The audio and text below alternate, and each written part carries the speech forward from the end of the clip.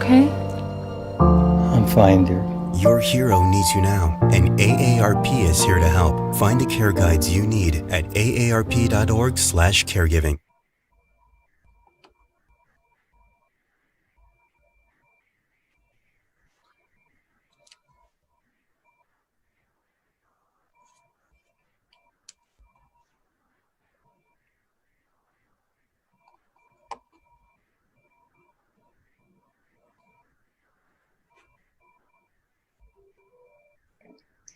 Mayor, would you like to call the meeting to order?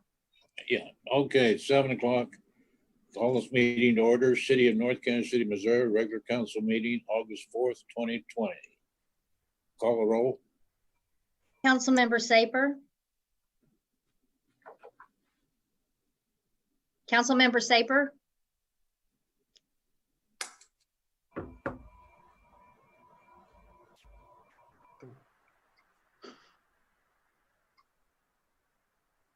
Here. Councilmember Smith. Here. Councilmember Tull. Here. Councilmember Clevenger. Here. Councilmember Stewart. Here. Councilmember Clark. Here. Councilmember Farr. Yes, ma'am. Councilmember DeLong. Here. Thank you. Councilmember Saper, would you like to lead us in the Pledge of Allegiance? I pledge allegiance to the flag Of the United States of of America. the United States of America, one nation, under God, indivisible, liberty and justice for all.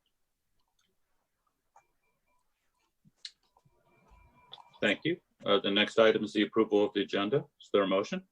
So moved. Second. Councilmember Saper. Yes. Councilmember Smith. Yes. Councilmember Tull. Yes. Councilmember Clevenger. Yes, ma'am. Councilmember Stewart. Yes. Councilmember Clark. Yes. Councilmember Farr. Yes, ma'am. Councilmember DeLong. Yes. Thank you. The next item is comments from the public. IT Manager Stephen Roberts, is there anyone from the public who is looking to make a comment online tonight? We have one attendee so far. If they wish to make a comment, please use the raise your hand function.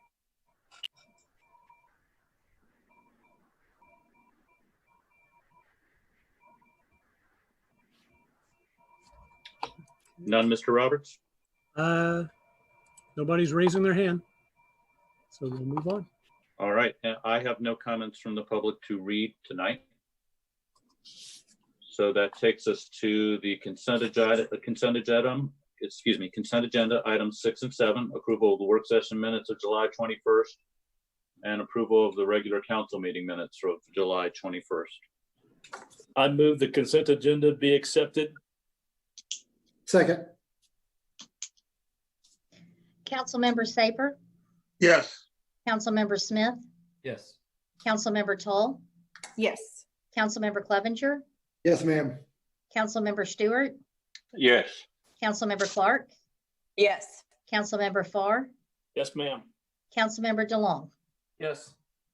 8-0, motion carried. Number 8, Development Agreement, Northgate Village Multifamily, Bill number 7524, ordinance number 9321. Thank you. The process of redevelopment in Northgate has been going on since 1996, as briefly summarized in the staff memo that's in your packet. An RFP for a new developer for the vacant parcel at 23rd Swift was issued in August 2019. 10 proposals were received and 4 development teams were selected for interviews. The city determined the proposal of Star Acquisition and Development, LLC, to be the most advantageous for the city and entered into negotiations with Star for the sale and development of the property. Now before the council are those agreements, a real estate agreement and a development agreement. The major business terms of the two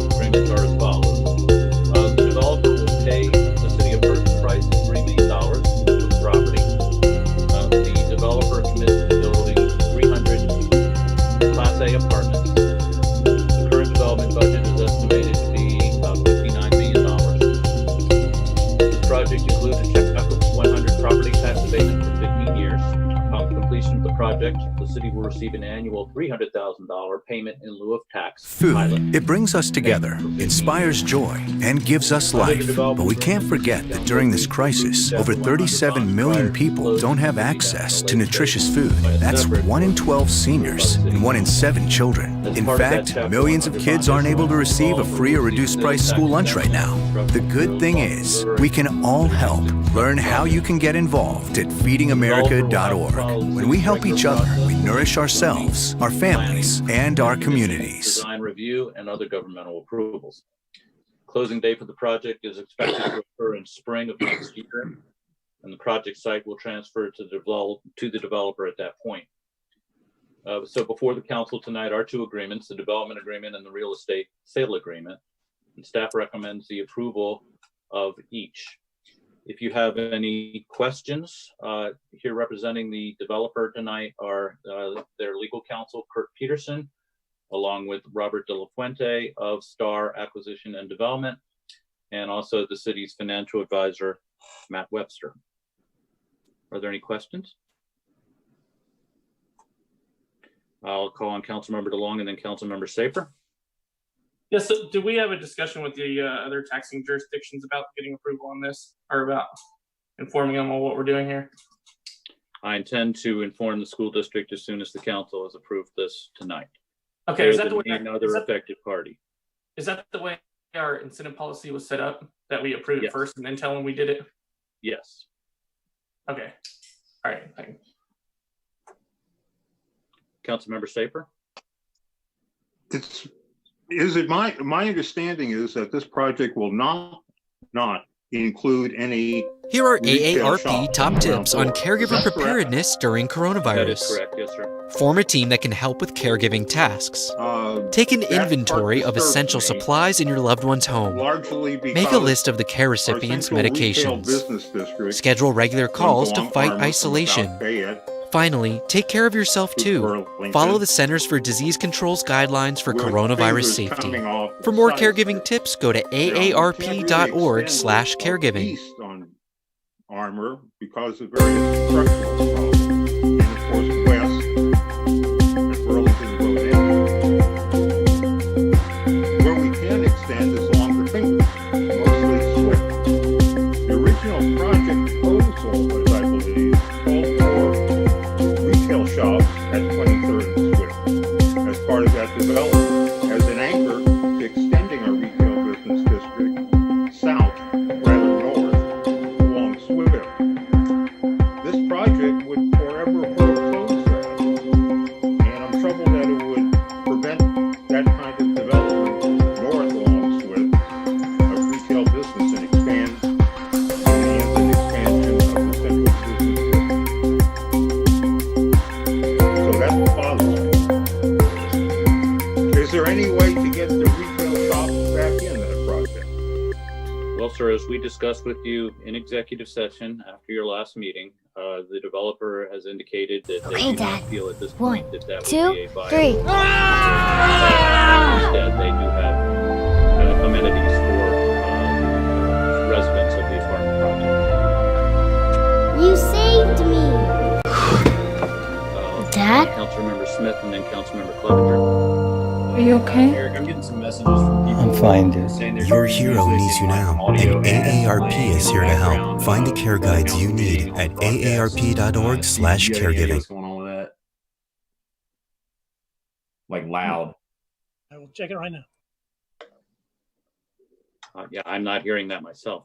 I'm not Thank either, but No, but apparently thank it's, you for that. it's Yeah, coming thank through on you the for that. broadcast. Councilmember Clevenger. Thank you. Yeah, regarding the retail, certainly I would love to have retail there as well. Based on the economy and where we're at now with the COVID-19 and other issues, a lot of retail is not opening just because of the amount online. So I certainly, this project is going to add residential to our city, and I'm in favor of it. Again, the retail, I would love to have retail. I just don't know that it's viable at this time, like they said. But I would like to see the project continue. Are there any other questions or comments? First reading. Second. Is there further discussion? Can you call the roll, please? Councilmember Saper, No. Councilmember Smith, Yes. Councilmember Tull, Yes. Councilmember Clevenger, Yes, ma'am. Councilmember Stewart, Yes. Councilmember Clark, Yes. Councilmember Farr, Yes, ma'am. Councilmember DeLong. Yes. 7-1, motion carries. An ordinance adopting and approving a development agreement between the City of North Kansas City, Missouri and Star Acquisitions and Development, LLC, for a certain development project in the city. I move that bill number 7524 be placed on second and final reading and passes ordinance number 9321. Second. Councilmember Saper, No. Councilmember Smith, Yes. Councilmember Tull, Yes. Councilmember Clevenger, Yes, ma'am. Councilmember Stewart, Yes. Councilmember Clark, Yes. Councilmember Farr, Yes, ma'am. Councilmember DeLong. Yes. 7-1, motion carries. An ordinance adopting and approving a development agreement between the City of North Kansas City, Missouri and Star Acquisitions and Development, LLC, for a certain development project in the city. Number 9, real estate agreement, Northgate Village multifamily, bill number 7525, ordinance number 9322. Thank you. Before I proceed to the staff report, Stephen, we seem to address the issue that Councilmember Smith brought up? Yes, I did. It is Good. not the. Okay, thank you. So in the previous agenda item, the council considered approval of a development agreement with Star Acquisitions and Development and did approve that. So now before the council is the contract for the sale of real estate, this development that I spoke of. Staff recommends approval. Is there any questions or discussion? First reading. Second. I'll say Councilmember Stewart and seconded by Councilmember Farr. Is there further discussion? Can you call the roll, please? Yes, Councilmember Saper, No. Councilmember Smith, Yes. Councilmember Tull, Yes. Councilmember Clevenger, Yes, ma'am. Councilmember Stewart, Yes. Councilmember Clark, Yes. Councilmember Farr, Yes, ma'am. Councilmember DeLong. Yes. 7-1, motion carries. An ordinance adopting and approving real estate sale agreement between the City of North Kansas City, Missouri as seller and Star Acquisitions and Development, LLC as purchaser for certain real property generally located at 2300 Swift Street in the City of North Kansas City, Missouri. Turn herself off.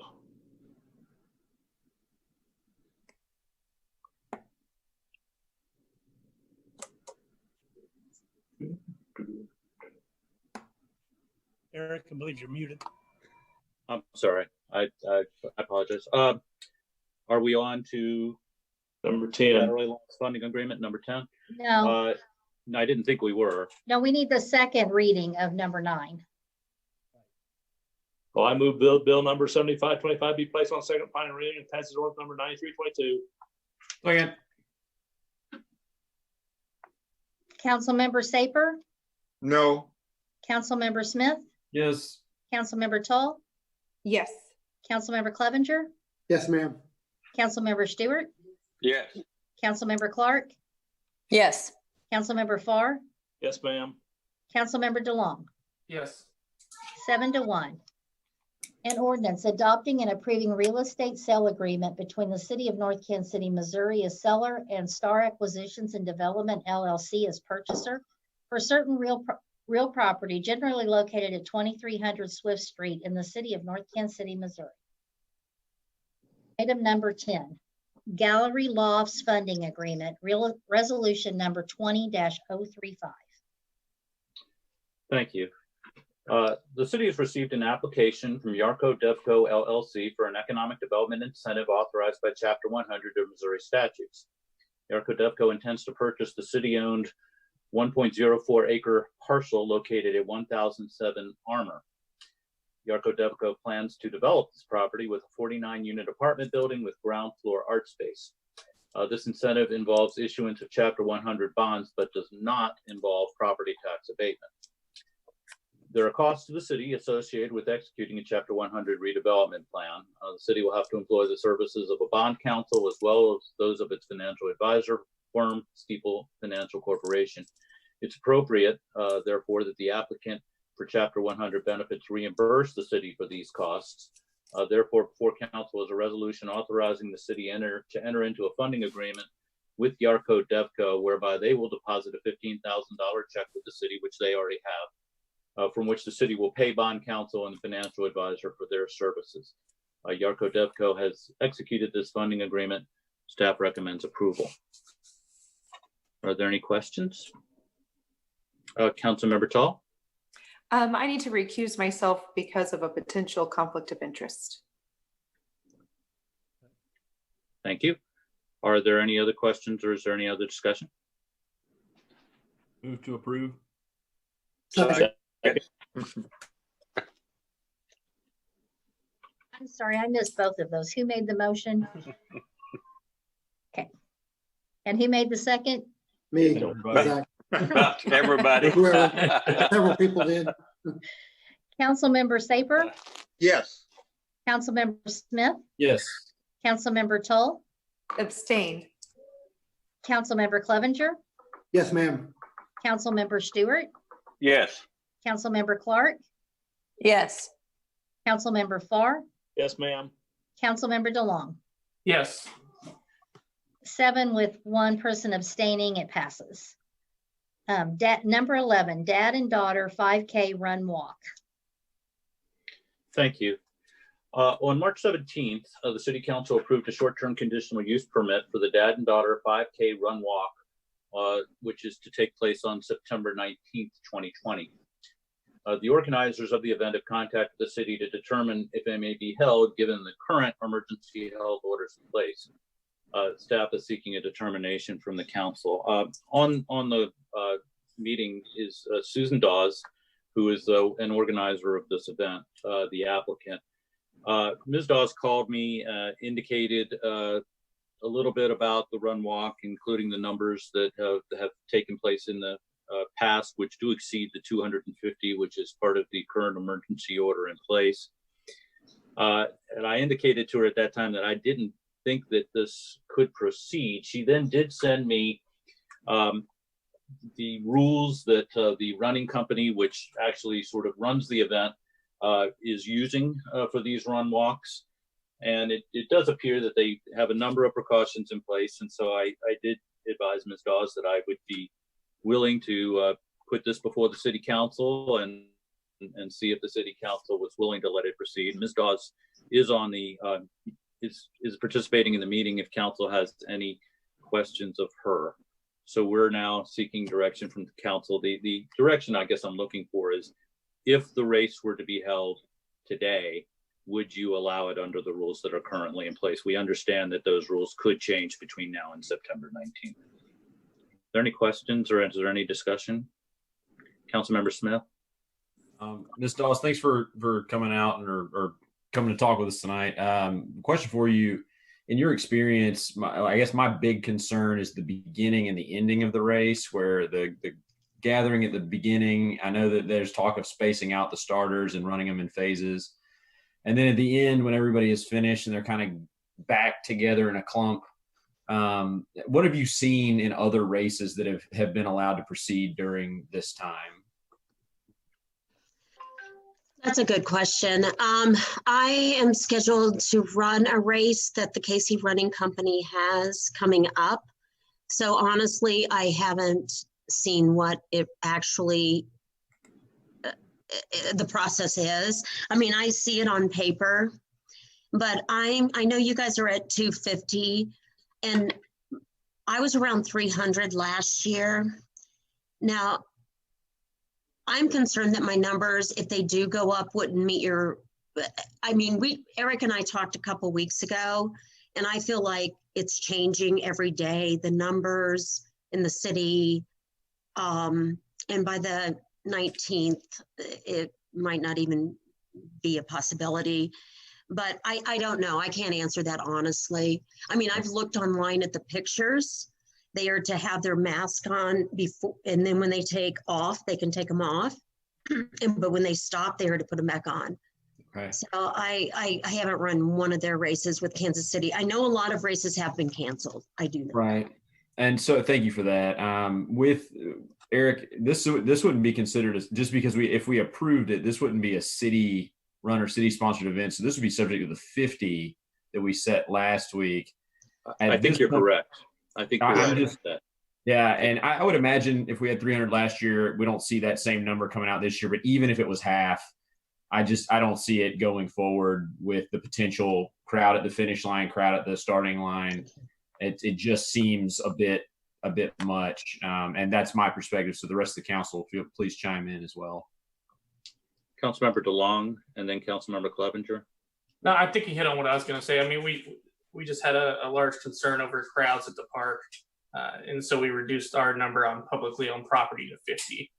So I think I'd have a hard time seeing this being okay, especially with our residents that had a problem with the way the gatherings were happening at the park. So that's all I have. Councilmember Clevenger. You're on mute, sir.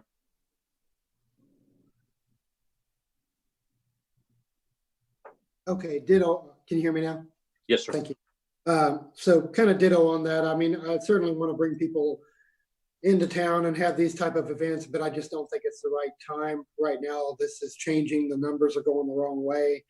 You know, especially with you have runners that are maybe close together, even though you're outside. It's just, you know, certainly we'd love to have them back next year, but I can't see it going forward either. Is there any other council discussion? All right. Ms. Dawes, I think you, Councilmember Saper, did you want to speak? No. Ms. Dawes, I think you have your response. I think that no. The feeling, I'm sorry? What? Councilmember Saper is frozen. So is there any other council discussion? Want to make sure every council member has their. No, I was only unmuting. All right, sir. Thank you. Ms. Dawes, I think we need to assume that this event could not proceed at this point. Okay.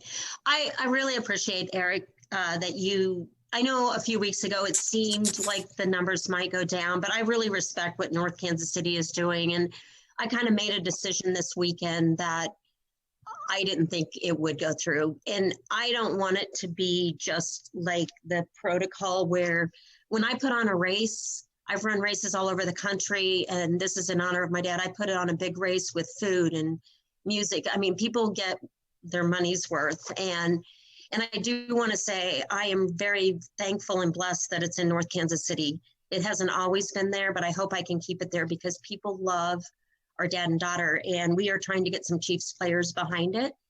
So because of COVID, we haven't quite solidified that. So I hope next year we come out big time and bring a big race to North Kansas City because your businesses have really embraced it. I've loved working with the city employees and Sergeant Freeman, the police officers have been wonderful. So I kind of felt like that would be the decision tonight. So I accept it and just thank you for putting me on the agenda.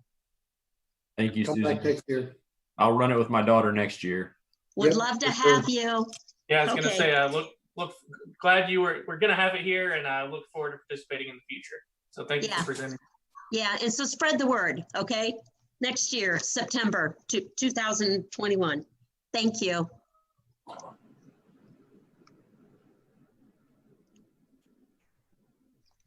Are we ready for item 12? Yes. Repeal of chapter 9.12 of the city code, bill number 7522, ordinance number 9319. Thank you. I'd like to call on the city councilor, Tom Barzee. Good evening. Can everyone hear me? Okay, great. Several weeks ago, probably about a month ago now, a citizen brought to our attention two specific provisions in our city code, namely sections 912.070 and 080. And the citizen voiced concern, her concern about these two sections, and urged that the city repeal the sections in our city code.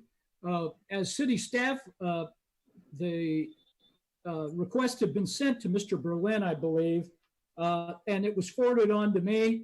I promptly contacted the police chief, and we've had some discussions along the way.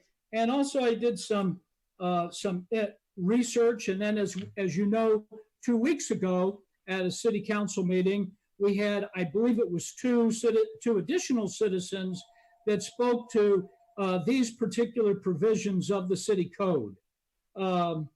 And so at that time, I got involved, not only the police chief, but the city attorney, Anthony Bologna, and myself. We did some checking.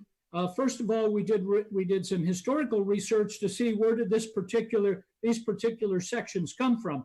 And interestingly, we determined, as set forth in the memo that I provided to you, that unlike most of the things in our city code that come as a result of an ordinance being formally passed by the city council, and they end up in the city code, in this particular instance, they came about back in 1984 at the time that the city recodified, meaning we had an existing city code. We were going through a process to recodify in 1984, and the recodifier simply put this in. This had been action that had taken similar language as found in the state statute as shown in my memo. I won't bother to go over those specific items. And it was pretty much mirrored after the state statute. And so then by the codifier placing it in the city code, at the time then that the then city council passed an ordinance, which you have to do when you recodify, approving the city code, at that time, it included anything new that would have been added in the city code. That's why we could never find any kind of history as to how this specifically got in, what the discussion was, any purpose behind adding it, etc. And then we also did, the three of us actually, did some checking around to see what other jurisdictions in our area have similar provisions in the code.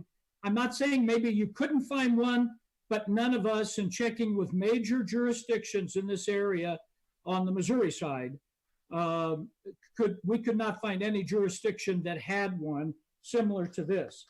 As a result, we, the city attorney, the police chief, and myself came to the collective belief and are now have made the recommendation that the provisions of the entire chapter 912 of the city code be repealed, that they're not needed. Every one of them can be found in the state statute except what's in 912.050, and that had been in the state statute. That was repealed in 2007, as noted. As noted in my footnote, one of my footnotes to that was no longer needed.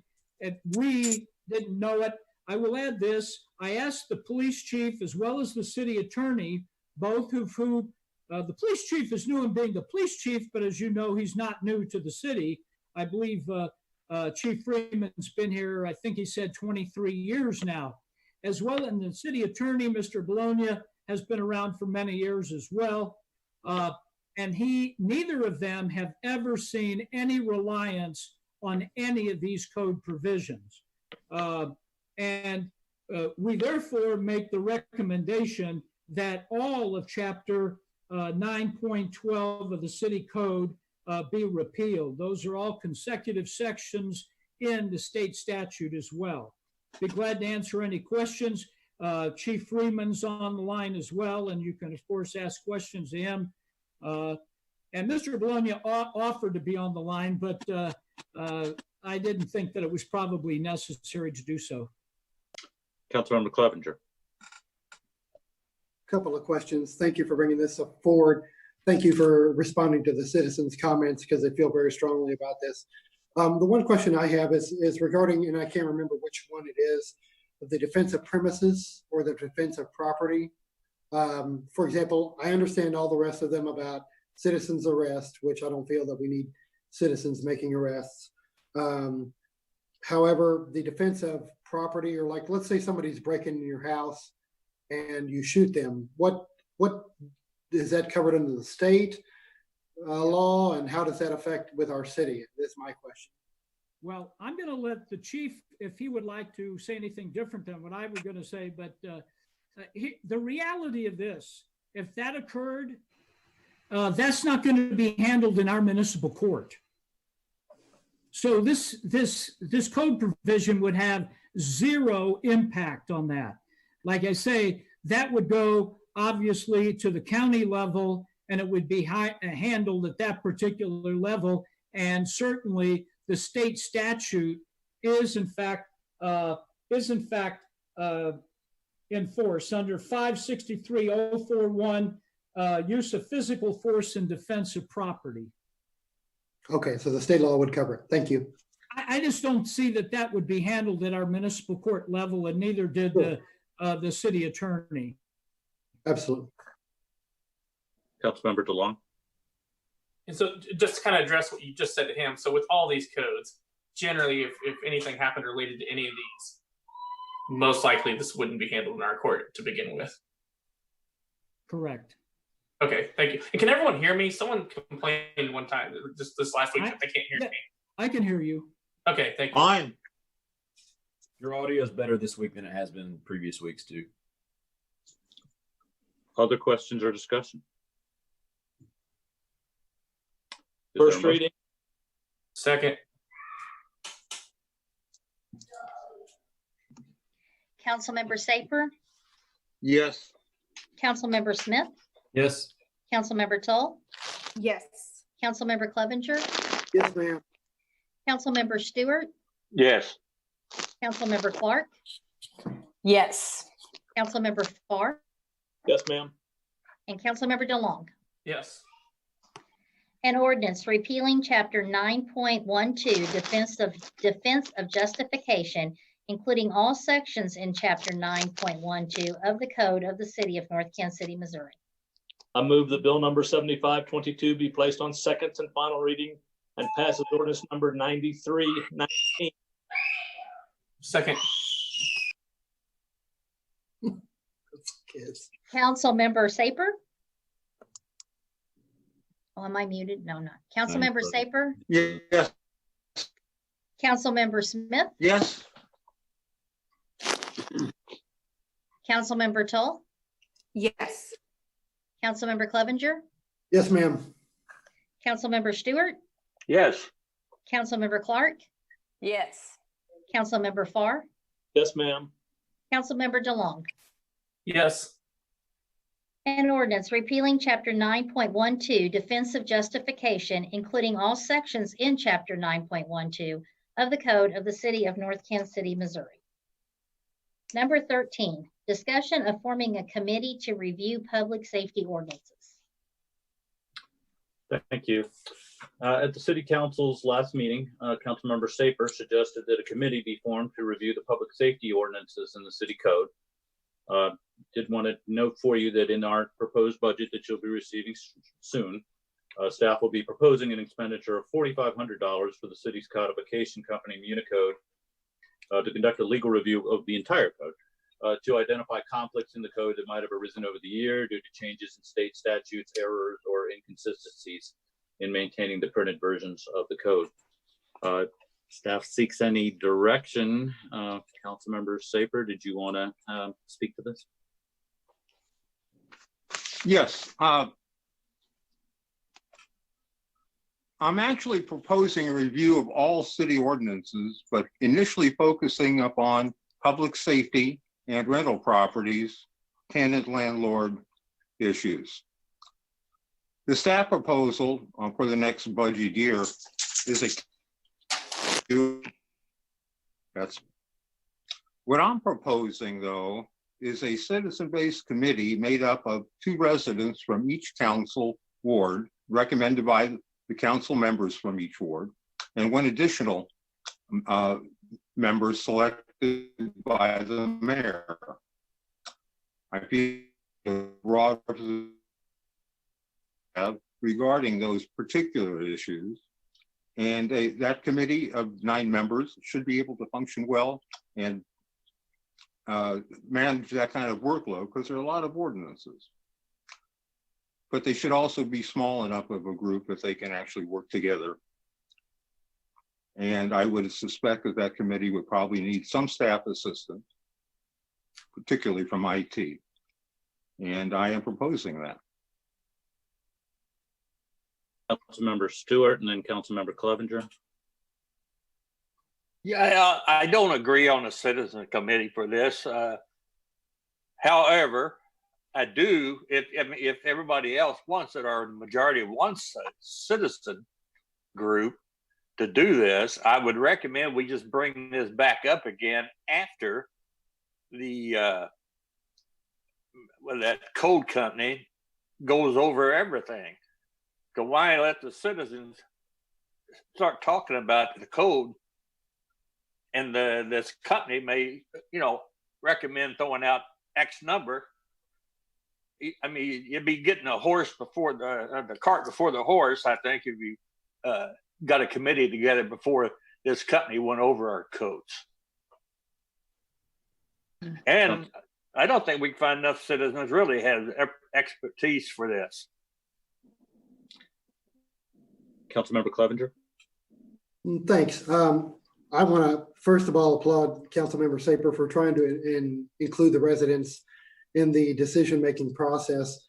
I think maybe that the code company that we're going to bid out and have them look at the codes would be a good thing to start off with. But I agree with Councilmember Saper that I think citizen input, maybe before it's brought back to the council, you could have this group look at the codes. First of all, maybe the public safety codes like Councilmember Saper is talking about, get with a citizen committee, because I think you can find citizens that are interested, and then work on these and then bring it back to the council. But I agree with Councilmember Saper to some extent that we've got to have some citizen input on this. Councilmember Smith. So Eric, with Municode, when they do the review, they're strictly looking for like legal issues and conflicting pieces where they don't work together anymore. Is that correct? Yes, it would be a different exercise than Councilmember Saper is proposing. So for example, the piece we just repealed, 9.12, that wouldn't have conflicted with anything. It would have probably been just left alone by Municode because it's in alignment with state law, and it didn't conflict with any other part of our code that I'm aware of. So it sounds like Municode would kind of just leave that alone. And that, I think, is where the citizen committee or whatever this ends up being, they would see that and say, well, this doesn't really work for us anymore. This is something that concerns us, and they could raise the issue. So I think there's some value in this. But I agree with Rick.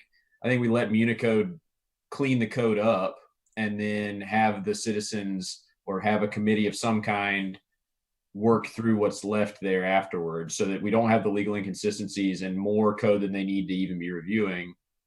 But when is that scheduled, or do we have that scheduled at all, or just budgeted for next year? It's budgeted for next year, so we'd get it started shortly after you approve the budget. Okay, so the budget, we'll approve the budget in September, and then we could be looking at that fourth quarter? Yeah, October. Okay, so that's October. We could have something like this greenlit maybe in the year beginning of 2021 if council likes the idea. Yeah, I don't know exactly how long it takes Municode, but we'd get them started right away. Okay, thank you. Councilmember DeLong. And then Councilmember Tull. There we go. Okay. So my question would be for Councilmember Saper. You said 2 per council member and then 1 for the mayor, right? Right. So is that what you said? Yes. Okay. You think that maybe like one per council member might, you get to a point where you just get too many people sometimes involved in something. Well, part of it, yeah. I was gonna say, if you think that number's right, I mean, that's fine. I was just wondering kind of how you came to that. He actually said 2 per ward. Oh, 2 per ward. I'm sorry. Then that totally changes it. Okay, he is frozen, but thank you for clarifying that for me. That's all I have at the moment. Thank you. Councilmember Tall. I do think citizen input is a good idea, but I think it's too narrow to say for looking at ordinances. There are several things right now that citizens want input on, and I've heard from residents of North Kansas City that are interested in creating an equity and inclusion committee of some sort, which would also be, like Mr. Saper had said, 2 people from each ward, to help make informed decisions from citizens in different wards instead of just going for the ordinances. It would be for any community input that they feel they need to develop and give to council members. So I don't know how I would, Brian, you look like I'll let that go. But all I'm saying is I think it's a bit narrow. I think the citizens have a lot of input they would like to give us and are interested in creating a committee that would be more broad. Councilmember DeLong. And that's what I was going to touch on. Council Saper heard me mention a similar committee last night that I've been talking to people about. So I didn't know if he potentially had time to think and see if maybe there's a way we could bring those 2 things together instead of forming like 3, 4, 10 committees for everything. If there's a way we can kind of work in diversity inclusion and work in looking at the codes, have a group with main focus diversity and inclusion, and then bring the codes into it too. Maybe there's a way we could bring it all together. Councilmember Smith. Without getting too deep into how we're going to form this, but the fact that it seems like a good idea. We may not see the legal knowledge crossover between those focused on equity and inclusion versus those looking at the code. I mean, if we can find people who know laws well enough who are also focused on that, that would be great to have a committee of 9 of those people. But that may be a tough pick. So I think we need these kind of things. It's very valuable to have that discussion and input from the residents, but forming them may get a little tricky if we try to lump everything into one committee versus having a couple different ones. If I might make a suggestion, then I'll call on Councilmember DeLong. This perhaps might be a work session topic, but Councilmember DeLong. That's fine. I mean, I'm just kind of reading over stuff and I think I'd want to narrow in on scope a little bit more because maybe we aren't as far. I mean, if kind of the intended purpose is to look at it through that lens, then having them combined might make sense. If not, if it is just like this holistic look of just look at the codes and see what we see, then you're right. Yeah, probably 2 separate groups would be better. But it kind of really depends on the scope and the intent of what he's proposing. Thank you. Councilmember Clevenger. So you're looking at maybe a work session regarding this and giving staff some time to kind of see how these committees would work, how we would go about the nomination process, things of that nature. I'd be in favor of that because I do agree with council members that citizen input is essential. Staff would probably wait for further direction from council, but it just seems like that perhaps it's the kind of topic, especially since there are sort of conflicting, not conflicting, but varying ideas about what the committee's purpose might be, that it might be better sort of thrashed out and say an hour long, a work session where you can talk about it more informally and have it's up to an hour to talk about it was my suggestion. But is there any further discussion or is there a motion? Or would you like us to count on a work session? Councilmember DeLong and then Councilmember Stewart. It sounded like generally there's enough favorability that I would say a work session is in order to at least discuss. Councilmember Stewart. Yeah, I agree with that. Work Councilmember Saper. Councilmember Saper. Yeah, I think a work session would be a good place to put this and then develop it further. Yeah. Well, we will plan on doing that at the first opportunity we have. Is there any more on this topic before we move on to the next item on the agenda? Okay. Madam Clerk? Number 14, amendments to City Code, Chapter 9.36, Housing Discrimination, Bill number 7523, ordinance number 9320. Thank you. Chapter 9.36 of the City Code addresses housing discrimination. Per section 9.36.010, it's the public policy of the city to eliminate discrimination and safeguard the right of any person to sell, purchase, lease, rent, or obtain real property without regard to race, sex, religion, national origin, or ancestry. Councilmember DeLong has proposed that Chapter 9.36 be amended to add sexual orientation and gender identity to the categories, the classes that are safeguarded in Chapter 9.36. The ordinance before the council makes the necessary changes to Chapter 9.36 to add these classes to the city's non-discrimination policy. Staff recommends approval. Councilmember DeLong, did you want to speak to your proposal? You know, I mean, you pretty well much spelled it out there. The only thing I'd add, I believe that every person should have equal access to housing, regardless of who they love or how they identify. So if I were to boil it down in one sentence without dragging on everyone, I'll go with that. So that's, unless anyone has any other questions, then I'll stop there. Are there any questions or discussion? Councilmember Clevenger? I applaud Councilmember DeLong for bringing this forward. Being on the National League of Cities Fair Housing Committee, and as far as affordable housing, this is just another way to protect individuals' rights. So I'm definitely in favor of it. Move to approve. Second.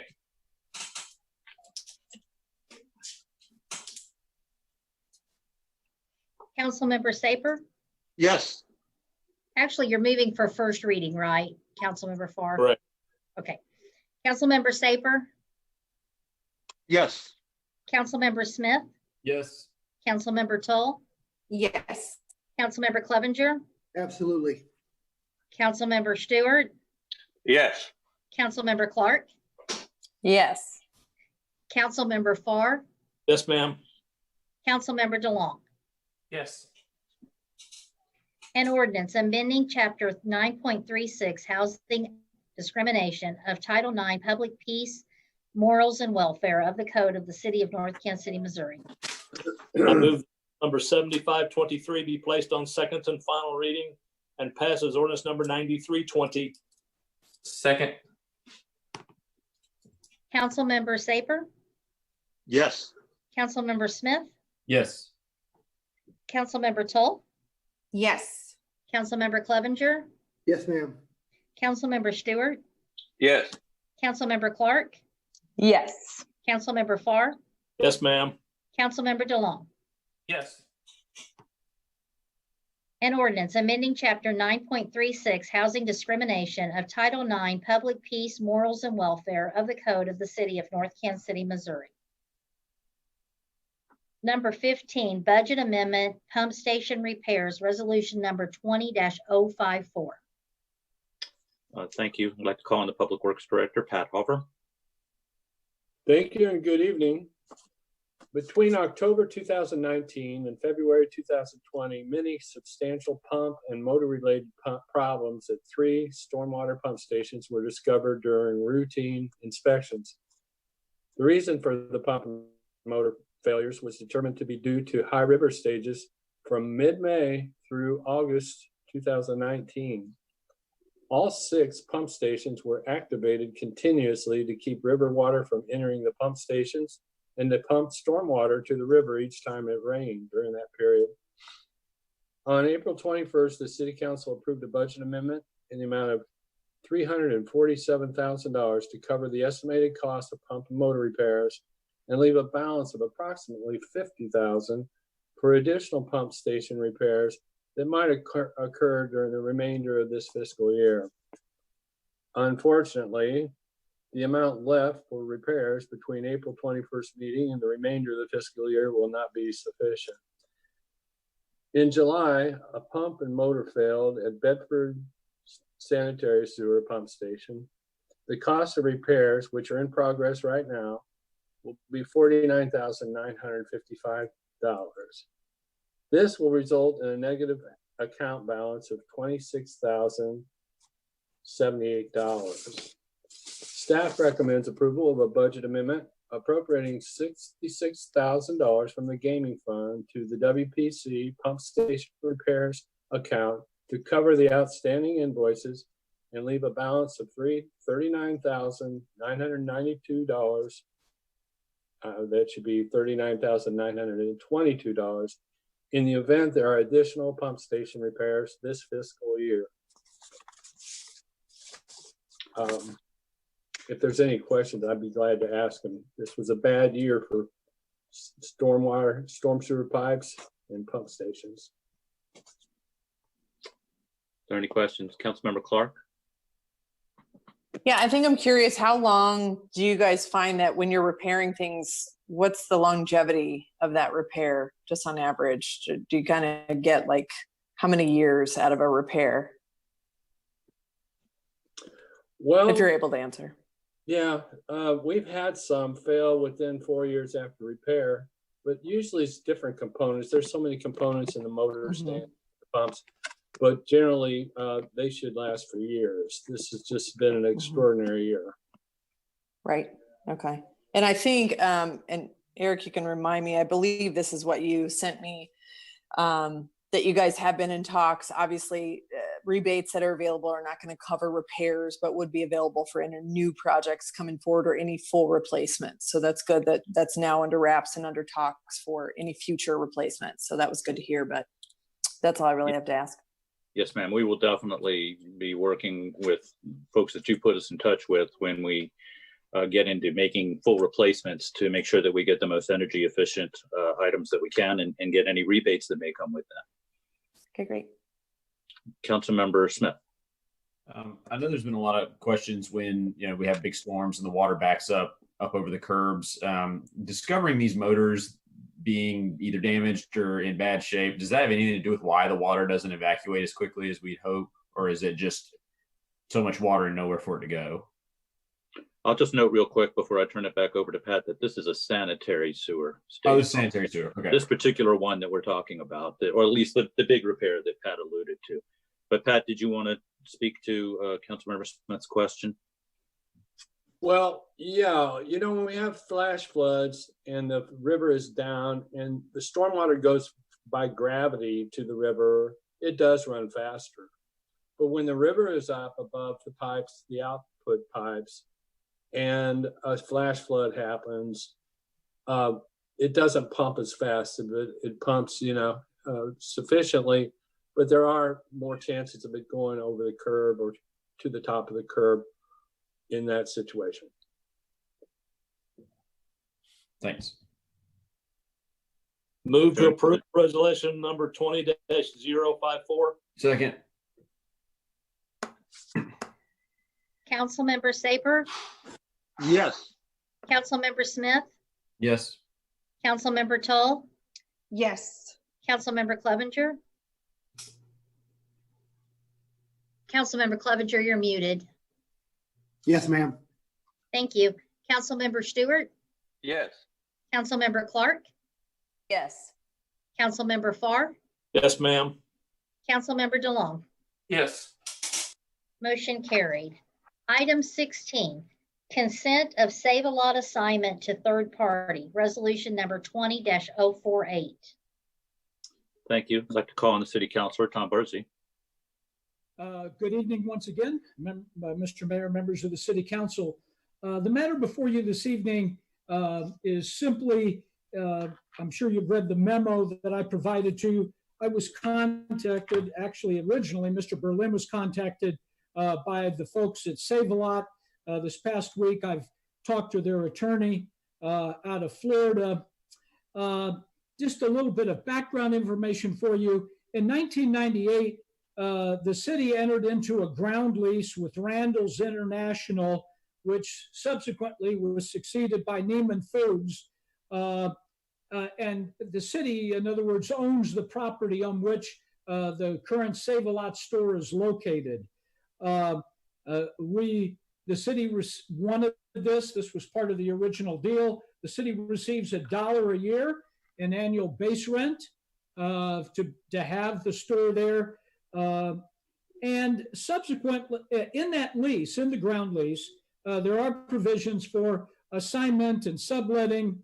And back in 2006, on September 14th, Neiman Foods sublet the facility to Moran Foods, Inc., doing business as Save-A-Lot, Ltd. The city was contacted by Save-A-Lot requesting that the city approve and consent to a Save-A-Lot assignment of its interest under the lease with Neiman Foods to a retail partner to operate the Save-A-Lot grocery store. They're moving from all company-owned type facilities, and it's more like this would be a franchisee, if you will, who will do all of the Save-A-Lot stores in the metropolitan Kansas City area.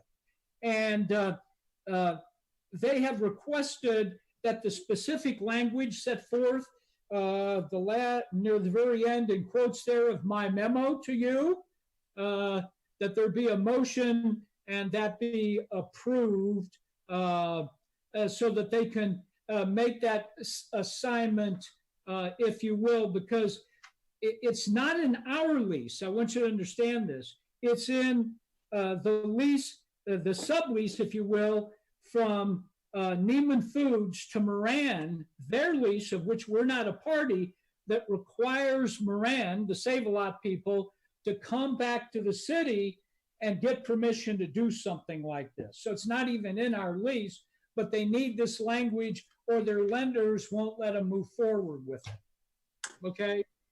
It's how they're going to operate the Save-A-Lot store. Are there any questions or is there any discussion? Councilmember Clevenger? So first of all, this will remain a Save-A-Lot, obviously, is what you're saying there, Tom. And this does not affect like their renewals or their time. It's just a sublet, doesn't affect our lease agreement with the original people, correct? Right, correct. We still have a lease with Neiman Foods. Thank you. Is there any other discussion? Move to approve resolution number 20-048. Second. Wait. We don't have. Oh, that's the previous. We don't have a resolution on this one. I do. I withdraw my second. I apologize. I have that on there. So, we are asking for the following language. If you don't have it in front, if you have my memo at the very bottom of it, if anyone has that, if not, what they would like the motion to be is someone move to approve and consent to Save-A-Lot assigning their interest under that certain lease plan between Neiman Foods and Moran Foods, DBA Save-A-Lot Ltd, dated September 14, 2006, to a retail partner. I approve what Tom just said. I will second that. Councilmember Saper? Yes. Oh, that works. Councilmember Smith? Yes. Councilmember Tull? Yes. Councilmember Clevenger? Yes, ma'am. Councilmember Stewart? Yes. Councilmember Clark? Yes. Councilmember Farr? Yes, ma'am. Councilmember DeLong? Yes. Item 17, extension of time agreement for appraisal services, resolution number 20-053. Thank you. I'll call on Mr. Bardsey. If you'll recall, part of the Burlington corridor project, beautification, whatever the exact title is, Sarah, you can correct me. We entered into an agreement with Al Donahoe and Associates to do appraisal work for those bits and pieces and parcels, et cetera, that needed to be acquired along Burlington. And those appraisals have been completed some period of time ago, I might add. But six of the properties that were appraised per MoDOT and federal highway regulations, when you're acquiring property interest, require that 6 of them, because of the size, requires them to have a review appraiser come in and do a review appraisal. And the city hired Ken Jaggers, a real estate appraiser that we've used on other matters, I might add, who was qualified to do this work, to do it. Well, with COVID going on, COVID-19, as well as needing this review appraisal work, and I can add, I just got the review appraisals in yesterday. Our time period under the contract with Mr. Donahoe expires, I believe it's on the 15th of this month. It had been previously extended. And so what we're requesting is, because he needs to now, once this is done, and we talk to MoDOT and get their approval to move forward, Mr. Donahoe needs to go and will need to make an offer to each of these folks, assuming that that's what you folks ultimately want to do.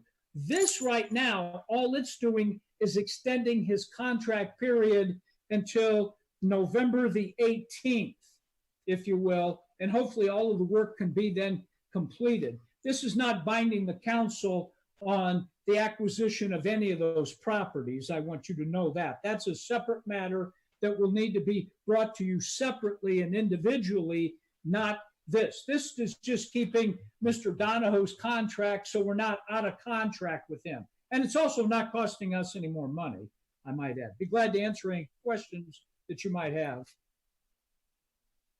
I'll move to approve resolution number 20053. Second. Councilmember Saper, Yes. Councilmember Smith, Yes. Councilmember Tull, Yes. Councilmember Clevenger, Yes, ma'am. Councilmember Stewart, Yes. Councilmember Clark, Yes. Councilmember Farr, Yes, ma'am. Councilmember DeLong. Yes. 8-0, motion carried. Number 18, financial disclosure ordinance, bill number 7526, ordinance number 9323. Thank you. This is a routine ordinance that the council adopts each year. We always put it on the first meeting in August. Missouri law requires that political subdivisions with annual operating budgets over $1 million adopt an ordinance and an open meeting by September 15th, making public their method of disclosing potential conflicts of interest. If the city does not adopt its own method of disclosing conflicts of interest by September 15th, it will automatically fall under the complex state reporting requirements. The only officials that need to file a financial disclosure statement the following year are the chief purchasing officer, the chief administrative officer, the full-time general counsel, and those employees and elected officials who've had a transaction of more than $500 with the city. Staff recommends approval of the ordinance. First reading. Yeah. Second. Second.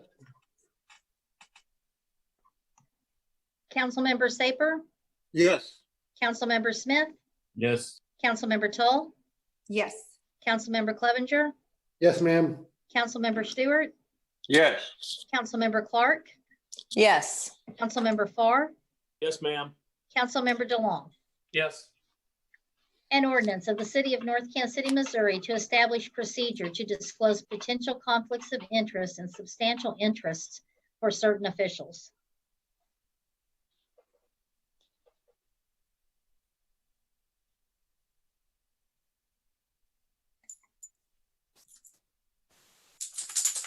I move the bill 7526 be placed on second and final reading and passes ordinance number 9323. Second. Councilmember Saper, Yes. Councilmember Smith, Yes. Councilmember Tull, Yes. Councilmember Clevenger, Yes, ma'am. Councilmember Stewart, Yes. Councilmember Clark, Yes. Councilmember Farr, Yes, ma'am. Councilmember DeLong. Yes. An ordinance of the city of North Kansas City, Missouri to establish a procedure to disclose potential conflicts of interest and substantial interest for certain officials. Item number 19, Approving accounts due and payable by the city through July 31st, 2020. Bill number 7527, ordinance number 9324.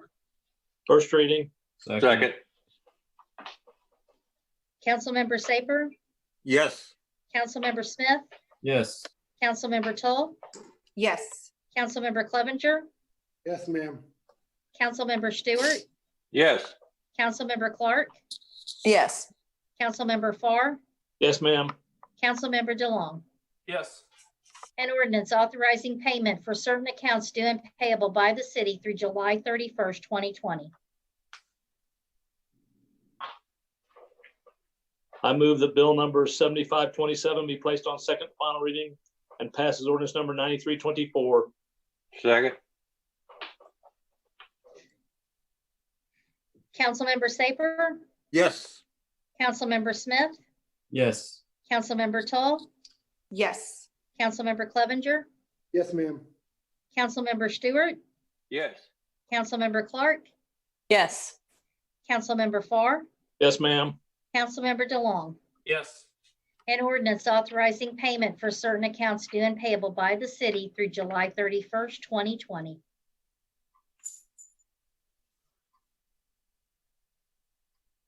Thank you. Next item is staff comments. I'll just note that the upcoming city items of note report is in your packet. And next, I would like to call on the Assistant City Administrator, Kim Nakahoro. Good evening, Mayor and Council. I'd like to give you a little quick update on where we are on our communications plan to make sure everybody is aware of the Armour Road Complete Street Virtual Town Hall meeting. This item was presented to you at your last City Council meeting, and we have been working on all of the background items you may or may not have seen on the city's Facebook and social media channels that we have posted the website, which is www.nkc.org/armor. That site is live, and we have actually had a couple of people already post their feedback as directed on the website. The postcards have been placed in the mail this evening for pickup and delivery, and we do anticipate all of those postcards being delivered throughout this week. We will be continuing to promote this on all of our communication channels, such as social media, Textcaster, we can review, as well as we're aware that the Business Council will help us promote these items as well. That way, everybody has an opportunity to review some of the information on that website and provide their feedback well in advance of the revised date for that public meeting. Happy to answer any questions you may have. Councilmember DeLong and then Councilmember Smith. All right, so the second I went to pull up the page right away when I saw it. So on a mobile device, at least an Android device, the Chrome browser, the text will center align, but the images don't. So you have some data and you have some images, and it's like a hard lock too. So you can't scroll left or right. The image is just off the screen. So I don't know if that's something we can fix internally, or if we just need to remind people to go into a desktop mode on certain phones to all the data. As the council may be aware, we are actually soliciting RFQs for a new website. We are aware of some of the constraints of our current website. There is very little that we can do to improve the mobile version. We can definitely push out some messaging that desktop provides a better user experience. Okay, or like I said, even if you're in your mobile browser and go to desktop mode, I mean, obviously depending on all kinds of different browsers, whatever, but yeah, that's the general gist there. The only thing I noticed today, other than that, it looks good. It looks like you got a lot of data and a lot of information on there, and my kids are beating each other up now. So that's all I got, I think. Councilmember Smith. Two quick things. I'm not sure, going on Councilmember DeLong's point, yeah, it does look pretty rough on a mobile browser. There may be a way to force into desktop mode, something in the back end of the website. That might be something we could discuss with whoever runs the website for us. And then the second piece is, in a number of comments from previous rounds of Armour Road discussion, I noticed that people misspell armor quite often. So I was curious if we could, instead of just having /armor with the correct spelling, also /armor, ARMOR, in case they spell it that way and it just redirects to the right page. Just a thought to have as redirects are very easy to set up. So maybe we could just toss that on there. We can definitely look into that. All right. Thank you, Kim. Just a couple of comments from me. First of all, I am going to request of the council that we schedule a special meeting. I would propose on the fourth Tuesday of the month, August 25th. This is to set the property tax rate. This is something we ask you to do every year. And the reason we do it is that we don't get the assessment information, the final assessment information from Clay County until almost always after the third Tuesday, after the second council meeting in August. And we have to approve the property tax rate by law by September 1st, or we end up having to stick with the previous rate, and that's not always a good situation. So we are, it's usually about a 10-minute meeting, but I would like to ask, and I'm suggesting just because we often meet on Tuesdays, that we aim for Tuesday, August 25th at 6 p.m. That be acceptable? Yes. Okay, thank you. We'll plan on that. And then secondly, just would remind the council of previously scheduled budget work sessions coming up in September, those being on Wednesday, September 2nd and Tuesday, September 8th. Just want to make sure those are on your calendar. And that's all I have. So we'll move on now to, oh, yes, 6 sir. p.m. 6 p.m. 6 p.m. Yes, sir. Okay. On both for both of those. Thank you. Special meeting, Eric, 6 or 7? 6 o'clock, sir. I was thinking. Okay. So August 25th at 6 p.m., September 2nd at 6 p.m., and September 8th at 6 p.m. Do we know if we'll be doing those probably by Zoom then, Eric? I do think so, sir. It'll be a little different this year, but unless you all tell us you're willing to meet in person, then we're planning on meeting virtually until you tell us different. I would assume we'd stick with that. So. And so when will you have our budget books ready for us to pick up? We're aiming for the third week in August. I'll let you know, but that week. All right, thanks. Thank you. Yes, sir. I'll move on now to council member comments and begin with council member Saper. I'm delighted that we can seem to be able to move forward with greater citizen and resident involvement in our government and what we're doing, and I'm pleased that we can do that. That's it. Councilmember Smith. Thanks to Pat and Chris and their whole crew for getting the limbs picked up after the last couple storms. And everybody out there, keep wearing your masks. Let's knock this thing back. Thanks. That's all from me. Councilmember Tull. I was also saying, thinking I'm happy that we're doing the work session for possibly an equity and inclusion citizen board. I was wondering, is that work session going to be before the next meeting? Usually we do our work sessions at 6 p.m. before the regular meeting. So yeah, I don't think I have any. So I think we'd probably be aiming for 6 o'clock on August 18th. Okay, great. I was just looking. Thank you very much. Okay. Councilmember Clevenger.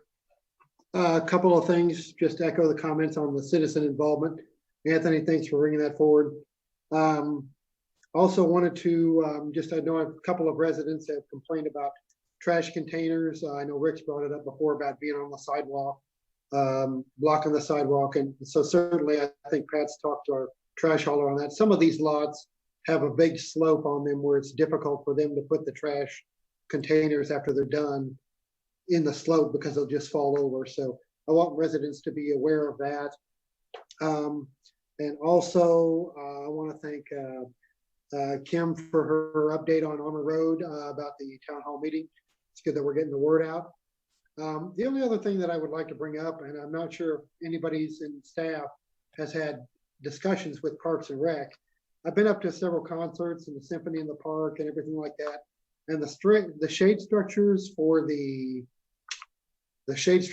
stage, I'm not sure exactly. If I remember correctly, I don't know if it was 30,000 or how many thousands of dollars it was that was spent on that. And it doesn't seem like it shades most of the stage. It seems like it'll shade a quarter to a third of the stage.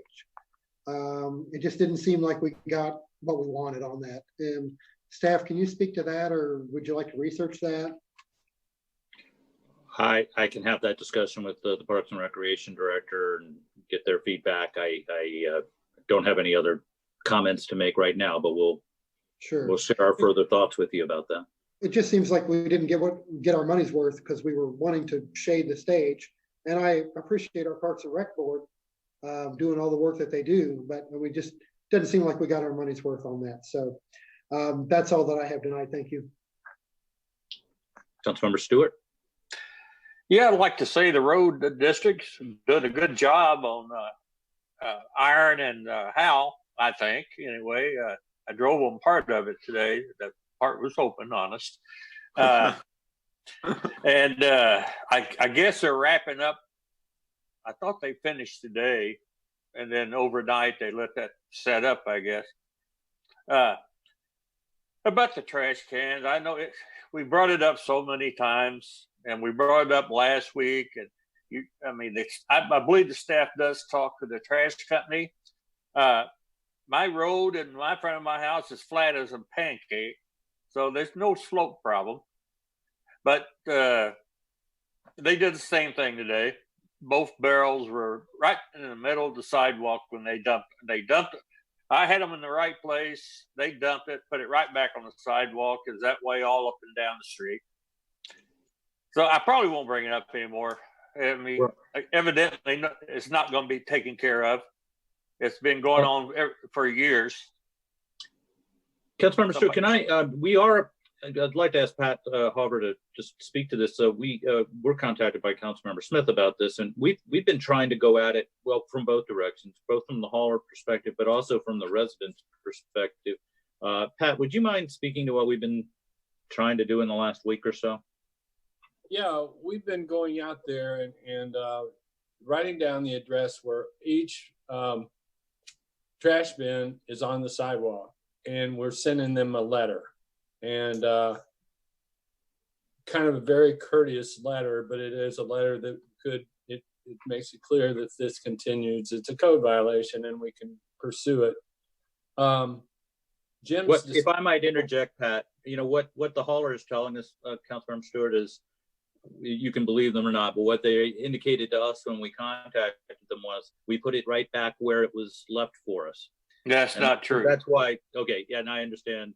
I have my doubts too, but that was their response. So we decided that we would go out and take a look. And we did notice, Pat, I think you told me that a lot of residents do seem, not all of course, but a lot do seem to place them there. Is that what you perceived when you went out and looked?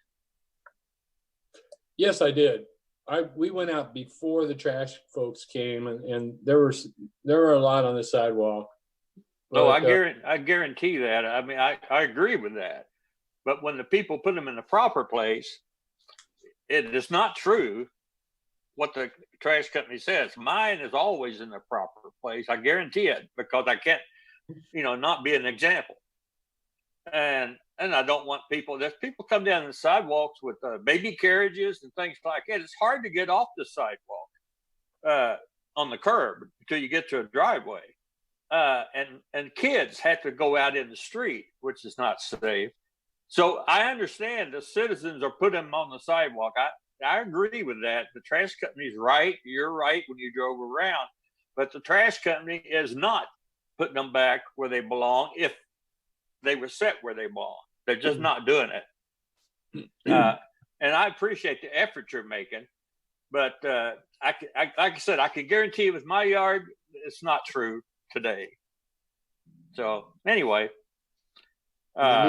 Lid color. And I don't know who's responsible if somebody gets hurt because they're on the sidewalk. Now, when you set them out, I guess the homeowner would be. But when the trash company puts them back, they're going to be, I would assume. But the trouble is somebody got hurt, no matter who's responsible, So anyway, I bring it up again this time. Somebody else had to do it. I'm wore out. Councilmember Clark. I think we covered quite a bit. I appreciate what we accomplished tonight, Tom Barzee and your team, Tom, that went through the repeal of 9.2, the city code.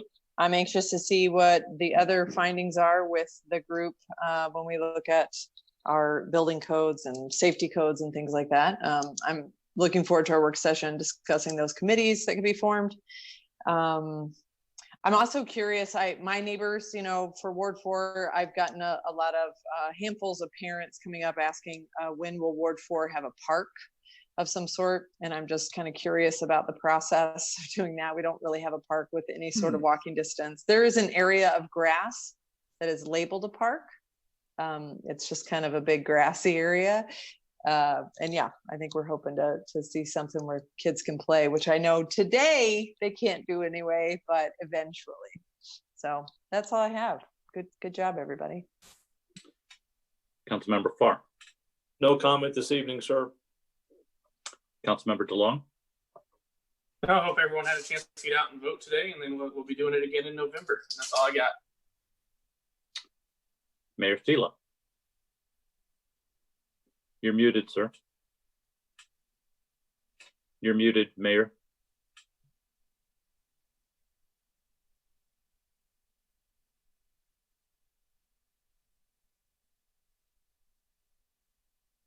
Guessing he's saying we've said it all.